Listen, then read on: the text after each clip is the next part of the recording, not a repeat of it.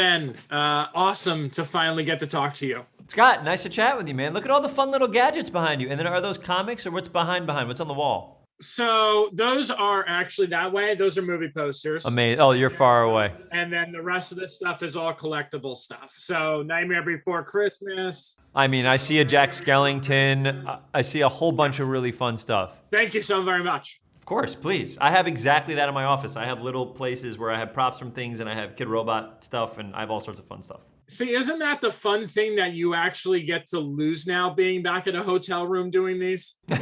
Yeah, you don't get to see my wall of gadgets. Yeah. That's right. I mean, I like to get the little peek into people's homes and kind of like, oh, what is that? Next time we do something, Scott, I'll ask them to bring a fake wall. So I want to begin first and foremost, the success of this first film is almost kind of extraordinary, right? Because I remember when the trailer came out for the first movie, right? We all remember, and we remember the backlash because like, what are you doing to my Sonic? What is going on? And then they were able to kind of do the redesign and turn that negative reaction into a positive.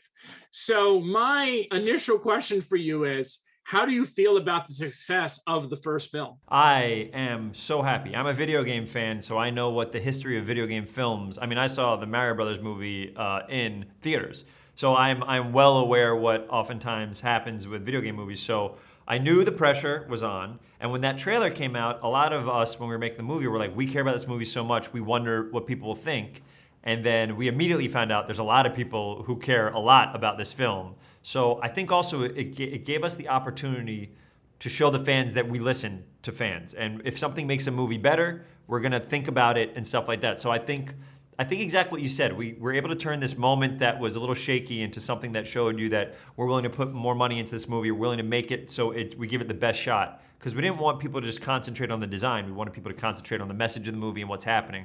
So I'm so happy with the end result of all of that. So I feel so lucky we get to do it again. And I got to tell you, I got to see the movie this past weekend, and I was a big fan of the first one. And I'm so amazed at how you upped the game on this one. Every way. Awesome. That's awesome. I think one of the big things is like, we did it, we pulled it off. Now what do we do? So it's like Jeff and the writers, Pat and Josh, were like, let's just blow it out. Let's bring in more references to the video games. Let's bring in like more action, more CG characters. And so I always love the idea, and I think Parks, I did a show called Parks Recreation. They did this at the end of every season, is they put themselves in a position where it's like so fun and so exciting, and then be like, now what do we do? But I think the idea is have so much fun and make the best movie you can, and then we can figure out what we do next for Sonic 3. But I think they did that. They made it huge. The movie is like a Marvel movie. And an Indiana Jones type movie. So I'm so proud of what they did. I think they pulled it off. Yeah, I think so too. You mentioned Parks and Rec, and I know this is focused on the film, but I'm going to tie it into it.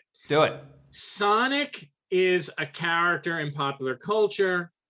What does it feel like as an actor to be not in just one, but 4 different franchises that are part of popular culture, right? You're talking Sonic, DuckTales, Ninja Turtles, and Parks and Rec. That's true. It's kind of amazing. And also 3 of those are things that I saw when I was a kid. I watched DuckTales on Disney Afternoon with David Fernandez every single day growing up. Turtles was an enormous thing. I had all those action figures when I was a kid. And then Sonic was a game I played all the time. So the idea that I get to be the new version or to introduce those characters to a new generation of kids and adults is a dream. It's a dream. And also for someone who loves animation, knowing that it's not a medium just for children, it's a medium for everybody. It's an all-inclusive medium makes me even more thrilled because it's what I grew up with, and now I try to get people to get invested in this medium as well. Yeah, I wanted to jump off that a little bit. You were very vocal. I actually run the Hollywood Critics Association, and I think it was 2 years ago, we actually selected you for you gave me an award. Voice of Sonic. Yes. Oh my goodness. It's right. I have it. I have a tiny awards shelf that has like 2 or 3 awards on it, and that's it. And yours is on there. Oh, I appreciate that. I was just curious though, what can we do as an industry to make voiceover artists be more recognized? I want to know, because you've done so much of this kind of work. How can we kind of promote this more to make sure that more of more of those voices get recognized. I think what you guys did actually with handing out an award and picking a specific category is enormous. I think a voiceover category, voiceover actor, actress, anything like that, I think is enormous. I think for people to learn what it takes to, because you have to be, these people who are amazing, like Colleen's incredible, Eric Bauza's incredible, Kevin Michael Richardson, there's like all these incredible VO people that are legends in the field. And I think them getting, because like sometimes Bowser's a perfect example. Bowser can play like every Looney Tunes character. And then in Space Jam, he did play like 4 or 5 people.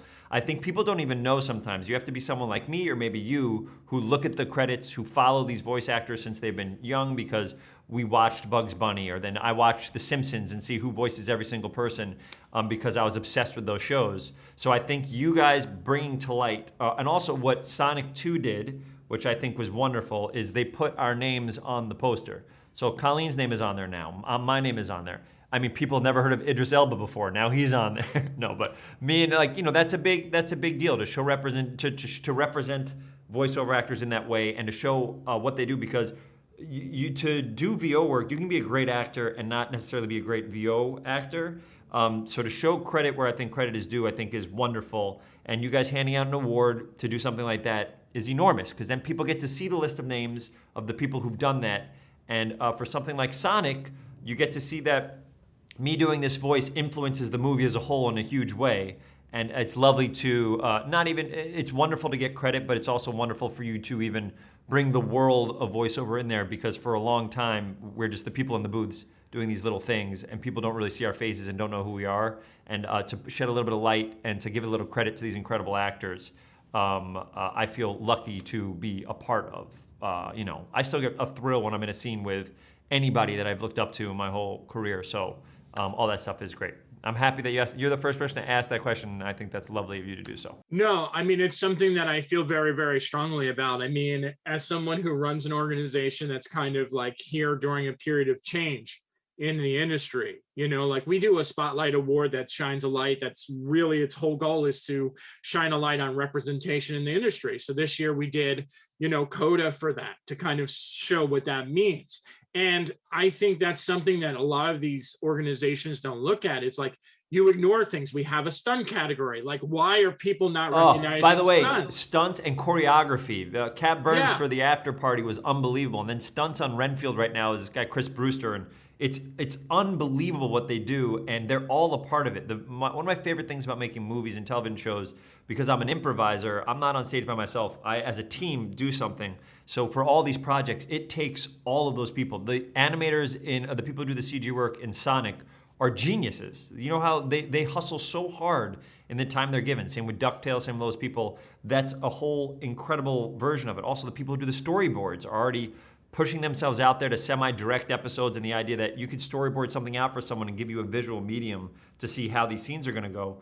It takes so many people that are so good at their job to make all these things, and sometimes you just concentrate on the final product as opposed to what it takes to get there. And I think it's great. Stunt category is a huge one, man, and also choreography is a huge one. If you look at After Party, and I did that, or Kat did Crazy Ex-Girlfriend. There's so much. Oh my God, Crazy Ex-Girlfriend! I love Crazy Ex-Girlfriend. Yeah, so there's so much. It's so much that these people, all these insanely talented people who are just as talented in their field as some of these actors are in their field, but they don't get any love. So I love that we're able to big them up and talk about them a little bit more. No, that's amazing. I didn't expect this to go in this direction, but I'm really happy I talked to you about this. Also, seriously. See Sonic 2. Sonic 2, right. See Sonic 2. You loved it. You loved the movie. That's the big part. The last question I want to ask was, I'm sure, because I think you and I are around the same age, you probably grew up with the comedy of Jim Carrey. What the hell does it mean to you to be in this? Because I got to tell you, tomorrow I'm going to probably geek out when I have the interview with him. Oh my goodness. I'm like excited for you to talk to Jim Carrey.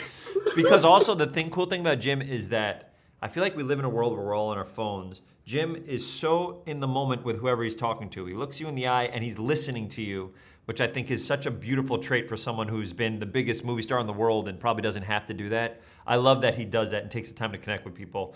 For me, it was huge. And then to see it when I saw the premiere of Sonic, and I saw my voice coming out of Sonic, which was already emotional for me, doing a scene with one of my favorite actors of all time, someone who's influenced my life through Dumb and Dumber, and then showing that a comedian can do dramatic roles, watching him in The Truman Show and Eternal Sunshine, it's like, to see that I'm, you know, I know it's my voice, but it's like to share the screen with him, and then afterwards for him to come up and say such lovely things is like, it's like a bucket list thing. You don't even dream about it being on your bucket list because it's too out there of a thing. You don't want to embarrass yourself and say, oh my goodness, one of the things I want to do a whole movie with Jim Carrey, that it's so good that we get to do another one, and then I get to talk to him when I want because he's just a lovely guy. So I would be flipping out, and I am flipping out. And I'm sincerely excited for you to meet him tomorrow and ask him any Dumb and Dumber question you have.